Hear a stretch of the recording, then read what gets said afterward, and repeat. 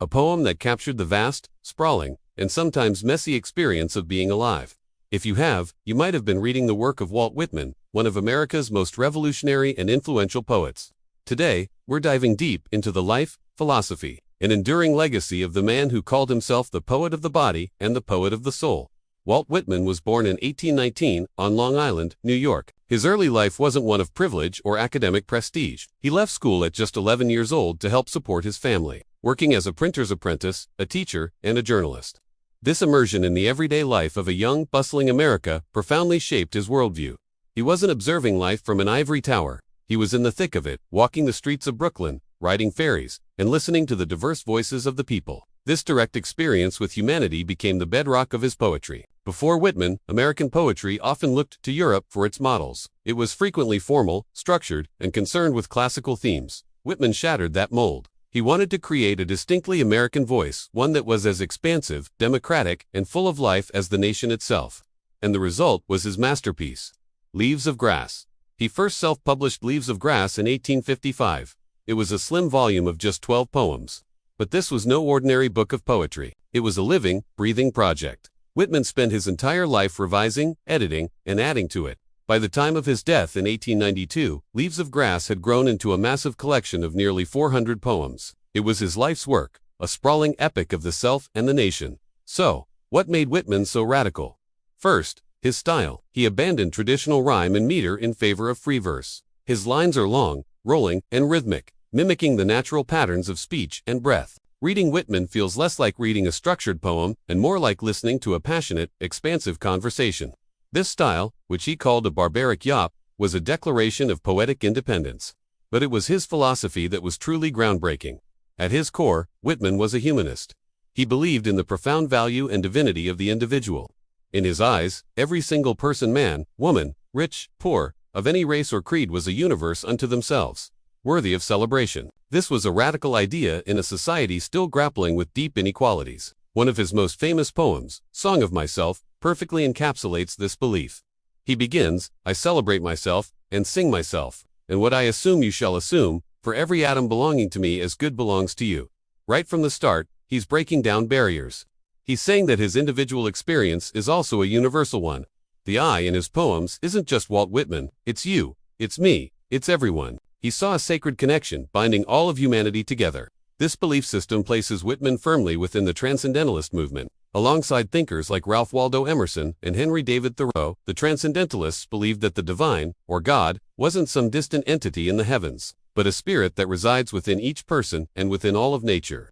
They valued intuition and personal experience over cold, hard reason and established religious doctrine. When Emerson, a leading figure of Transcendentalism, first read Leaves of Grass, he was blown away.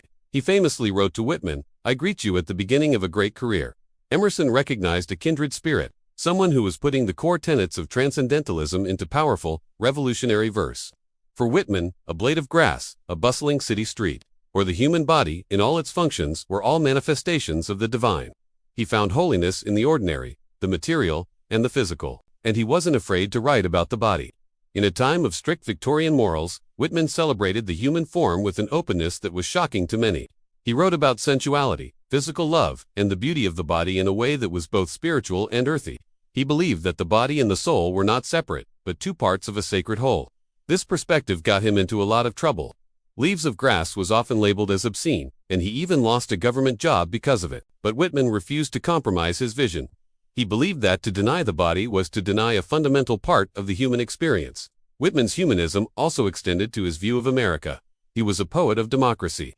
He lived through a period of immense growth and turmoil in the United States, including the Civil War. He saw the nation not just as a political entity, but as a grand, collective poem, a teeming nation of nations.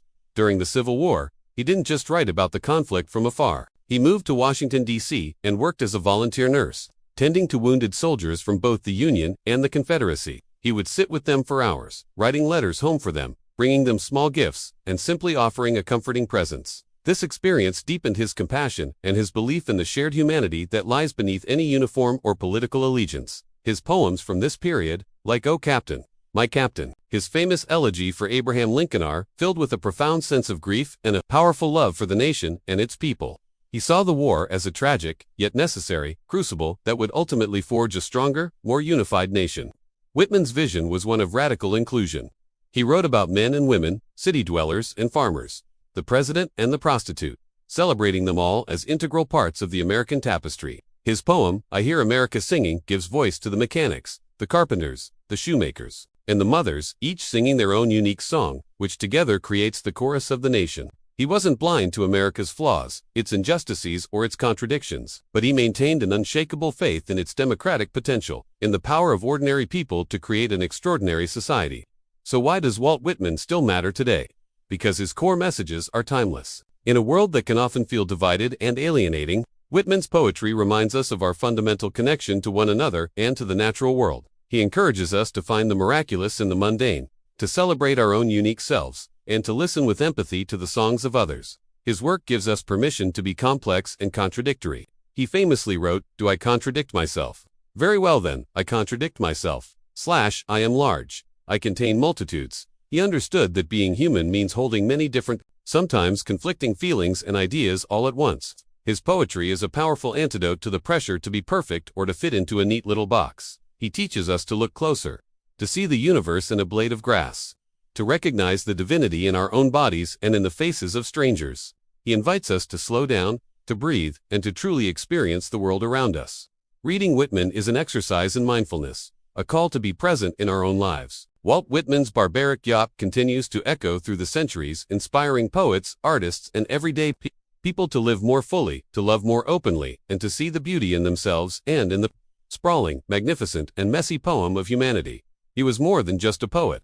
He was a prophet of a more connected, compassionate, and democratic world.